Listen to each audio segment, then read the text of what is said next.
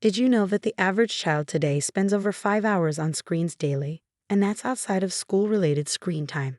Ask yourself what's happening to those developing minds during those hours, and more importantly, what opportunities are being missed. Hello everyone, welcome back to the channel. Today we're diving into a topic that affects millions of families around the world, how excessive screen time might be limiting our children's cognitive potential, and what we can do about it. The screen time reality.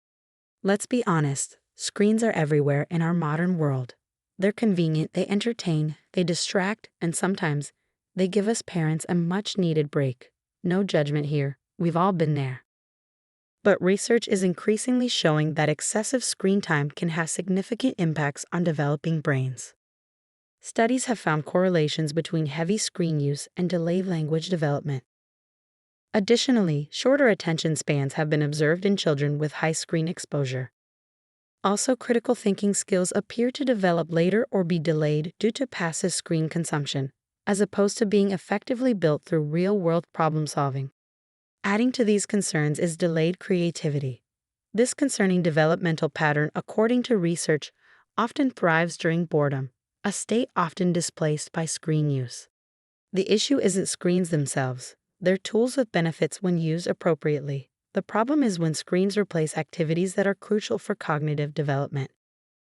What if I told you that children under age of 6 can improve their cognitive ability without you doing much? Every minute spent passively consuming content is a minute not spent in engaging in creative play, having back and forth conversations, exploring the physical world with all 5 senses, developing fine and gross motor skills, learning to navigate social interactions. These aren't just nice-to-have experiences, they're the building blocks of intelligence and cognitive capacity. But here's where things get fascinating. What if I told you that children have an incredible built-in capacity to absorb knowledge and develop their intellect? That their minds work completely differently than ours as adults? This is where we enter the world of the absorbent mind. The absorbent mind concept.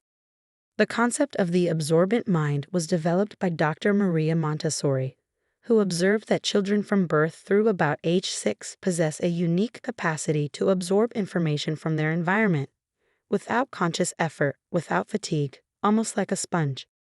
Unlike adults who learn through deliberate study, young children absorb languages, cultural norms, social cues, and cognitive frameworks simply through exposure and interaction. This isn't just a nice theory. Modern neuroscience confirms that the early years represent a period of extraordinary neuroplasticity.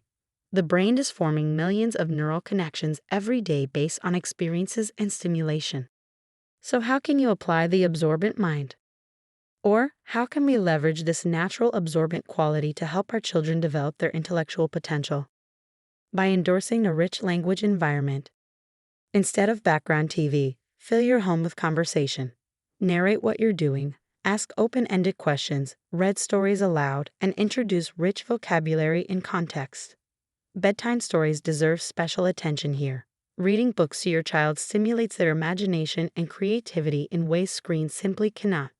When you read to your child, they create the visual images in their mind, develop emotional connections to characters, and predict what might happen next.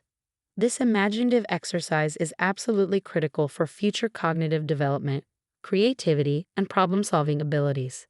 Even just 15 minutes of reading before bed creates powerful neural connections and vocabulary development. Sensory experiences is another beneficial application. Our brains develop through sensory input. Take your child outside to explore where the natural world offers unlimited learning opportunities. Participate in gardening with your child. Go for nature walks where they can pick up leaves, rocks, or pine cones. Engage in conversations about these items. Look how rough this bark is. Feel it. What do you think made these patterns? Or this rock is heavier than that one. Why do you think that is?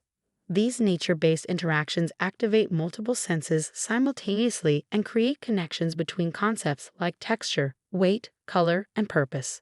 It provides diverse opportunities to touch different textures, smell various scents, hear diverse sounds, see interesting patterns, and taste a variety of foods. These experiences build neural pathways that form the foundation for later abstract thinking. Real-world practical skills is an excellent outlet for children. Involve your child in everyday activities that boost their fine and gross motor skills. Simple tasks like pouring water from a small pitcher into cups, folding washcloths or small towels, or helping to set the table develop crucial hand-eye coordination. These seemingly ordinary activities are actually building complex neural pathways. When a child pours water, they're developing concentration, judging distance and speed, controlling their movements, and understanding cause and effect. These practical life skills don't just build independence, they're physically constructing the brain architecture needed for more advanced cognitive functions later on.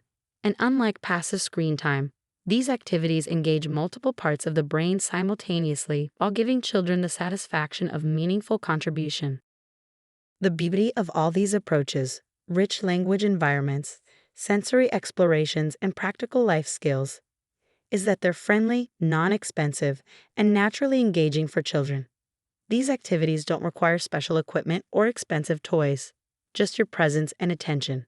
They can be integrated into your daily routine at any time, making them accessible to every family regardless of circumstances. Most importantly, children find these real-world interactions inherently satisfying because they align perfectly with their developmental needs during this critical absorbent mind period.